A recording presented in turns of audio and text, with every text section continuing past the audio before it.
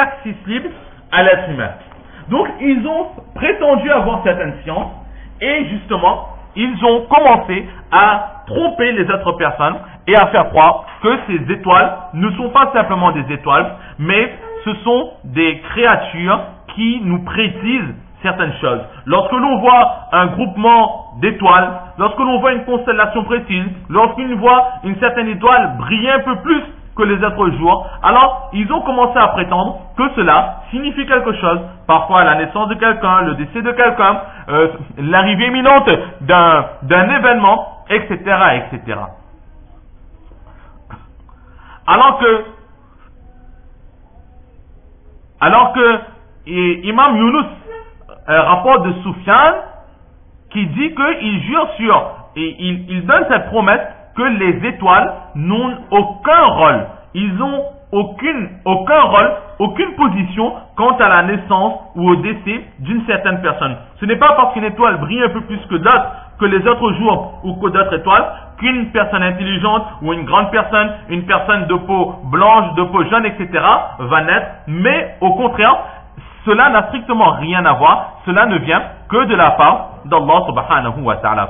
Donc, utiliser ces étoiles à mauvaise escient, cela peut nous amener à notre perdition, comme Imam Qatada il a dit que Akhta'a, il a commis une erreur, il a mis sa foi en danger et il s'est imposé un mensonge qu'il ne contrôle même pas. Mais plus loin que Imam Qatada, il y a Imam Daoudi qui lui dit que à ses yeux, ce que Imam Qatada a dit, cela est exactement correct.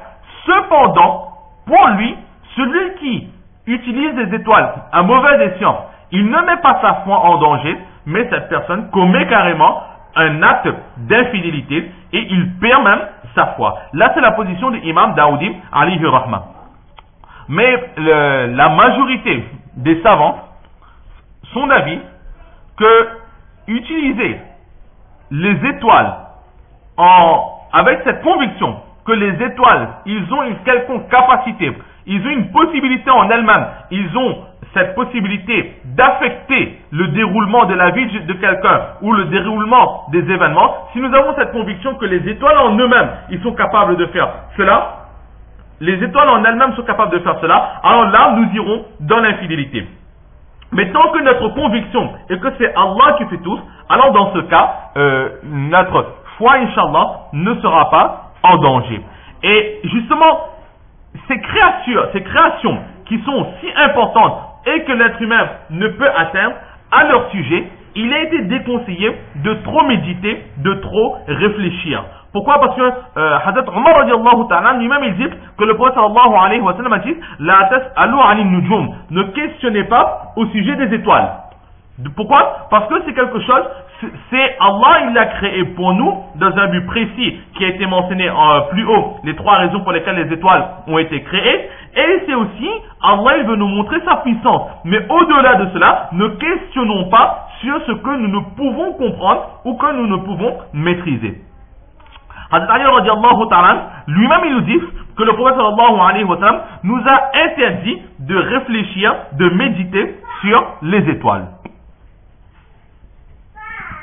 Et enfin, Imam Abu Hanifa, rahmatullah alayh, lui, il dit, il va nous donner la règle générale. Il dit que ce qui est interdit et ce qui est prohibé en islam, c'est de penser que les étoiles en elles-mêmes, ils ont une quelconque capacité, une quelconque possibilité, un quelconque champ d'action. C'est Allah qui fait tout et ce ne sont pas les étoiles qui le font. Donc si notre conviction est que les étoiles font quelque chose, là c'est un acte d'infidélité. Mais si nous savons que c'est Allah qui fait quelque chose, qui fait tout, alors là, il n'y a aucun problème. Et Imam Abu Hanifa, justement, il nous dit que si nous avons cette certitude que c'est Allah qui fait tout, alors dans ce cas, il n'est pas interdit de comprendre ou de voir que par l'intermédiaire de ces étoiles, Allah subhanahu wa ta'ala, il fait certaines choses. C'est-à-dire qu'il n'est pas interdit de penser que en regardant les étoiles, en observant les étoiles, il n'est pas interdit de comprendre ou d'imaginer ou de penser que par exemple il y aura ceci qui va se passer. En général, lorsqu'il y a telle et telle constellation qui se rapproche, alors en général il y a du mauvais temps qui arrive, il y a l'année qui va suivre, les récoltes sont bonnes, etc. C'est parfois des signes que l'on peut remarquer par la position des astres. Donc Imam Abu Hanifa dit que cela n'est pas interdit, mais ne pas penser, ne pas avoir la conviction que ce sont les étoiles qui le font. Ce sont des signes qu'Allah place dans les étoiles, mais à la fin ce qui va arriver, c'est Allah lui-même qui le fait. Donc voilà la position de Imam Abu Hanifa rahmatullah alayhi. Après cela,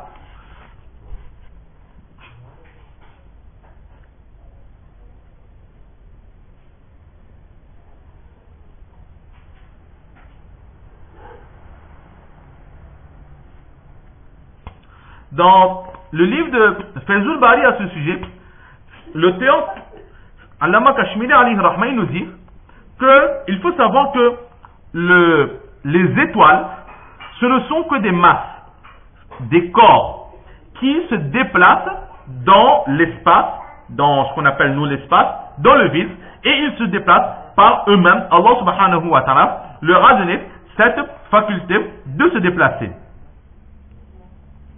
Et donc ils sont positionnés dans les cieux, et de par la rotation de toute la création, de tout l'univers, que ce soit le soleil, que ce soit la lune, que ce soit le ciel, etc., tout ce qui bouge, alors de la même façon, dans ces mouvements, les étoiles, eux aussi, ils ont un mouvement. Maintenant, le Coran, il ne s'est pas attardé sur ces étoiles. Et il ne mentionne les étoiles que par sa luminosité, qu'il éclaire le ciel, et que par son intermédiaire, on est guidé. Maintenant, le Coran n'a jamais mentionné que par la présence de telle ou telle étoile, il y aura un malheur qui va s'abattre, ou il y aura une barakat qui va s'abattre. Pourquoi? Parce qu'Allah ne dépend pas de la position des étoiles pour envoyer un bien ou pour retirer un bienfait. Allah, il est libre de le faire par lui-même. Et maintenant, il me dit, comment est-ce que ces étoiles, ils seront capables de faire quoi que ce soit? C'est exactement la remarque de Hazrat Ibrahim alayhi salatu wa salam, lorsqu'il a vu les étoiles, lorsqu'il a vu la lune, etc. Au début, il a pensé, il a dit que ce sera lui, mon Dieu. Mais maintenant, ces astres, ces créatures, qu'est-ce qu'ils ont? Ils sont eux-mêmes guidés, dirigés par quelqu'un. Ils n'ont pas le plein pouvoir. Les étoiles, ils sont obligés de se coucher le jour venu, et ce n'est que lorsque la nuit apparaît que les étoiles se font voir. Mais maintenant, comment est-ce qu'ils se font voir? Ils ne peuvent se faire voir qu'à condition que le ciel lui-même il est dégagé. S'il y a des nuages, alors ces étoiles, ils n'auront plus cette faculté de se montrer. Alors, comment est-ce qu'on peut penser que les étoiles, ils ont une telle faculté, telle ou telle faculté, que grâce aux étoiles, il peut se passer ceci ou cela, alors que eux-mêmes, ils ne sont même pas capables de se montrer. Lorsqu'ils veulent, ils sont dépendants de la nuit, et ils sont aussi dépendants du fait qu'il n'y ait pas de nuages afin que l'on puisse les regarder. Donc eux-mêmes, ils sont dépendants. Comment est-ce qu'ils peuvent nous rendre dépendants? Comment est-ce qu'on peut être dépendant de quelque chose qui est elle-même dépendant? C'est pour cela qu'il nous dit que c'est Allah lui-même qui fait tout.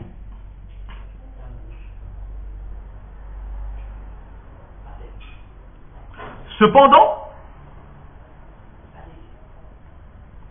dans le Coran, Allah nous fait comprendre que dans les cieux, il y a des décrets qui ont été écrits, qui ont été dictés par Allah subhanahu wa ta'ala. Donc, si quelque chose va se passer, que ce soit par l'intermédiaire de la lune, des étoiles, par exemple une éclipse ou par exemple il y a un mauvais temps, il y aura la sécheresse, il y aura une inondation, etc.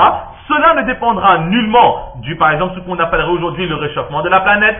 Aujourd'hui, il y a une inondation, on va dire que c'est le réchauffement de la planète. Aujourd'hui, la chaleur nous voyons qu'en hiver, par exemple, il fait moins froid et en été, il fait plus chaud. On va mettre ça sur le compte de la pollution, sur le compte du réchauffement de la planète, etc. Ici, ce que l'auteur veut nous faire comprendre, c'est que cela ne dépend nullement ni du réchauffement de la planète, ni de la pollution, ni des étoiles, ni des astres, etc. Mais ce sont les décrets d'Allah subhanahu wa ta'ala.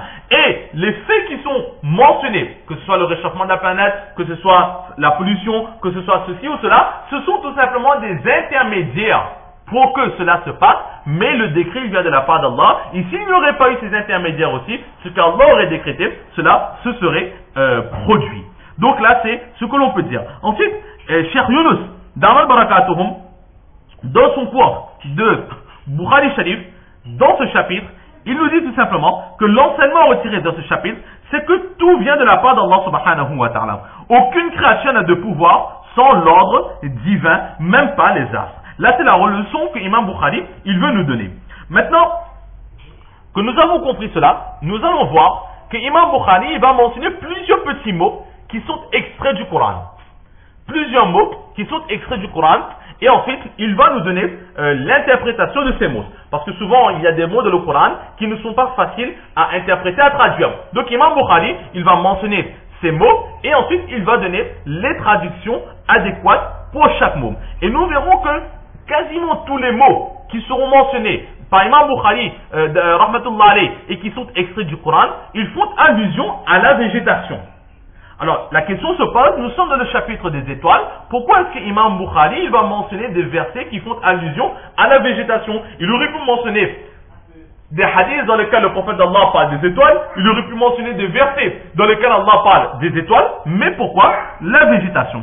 C'est là qu'il nous dit qu'il faut comprendre quelque chose. L'habitude d'Imam Bukhari, alayhi rahma, est que lorsqu'il a mis un titre en place, donc il va traiter son titre, mais très souvent il va parfois mentionner des choses qui en apparence n'auront aucun lien avec le titre ou le chapitre. Mais il faut savoir que non, Imam Bukhari, à chaque fois qu'il mentionne quelque chose, il y aura toujours un lien.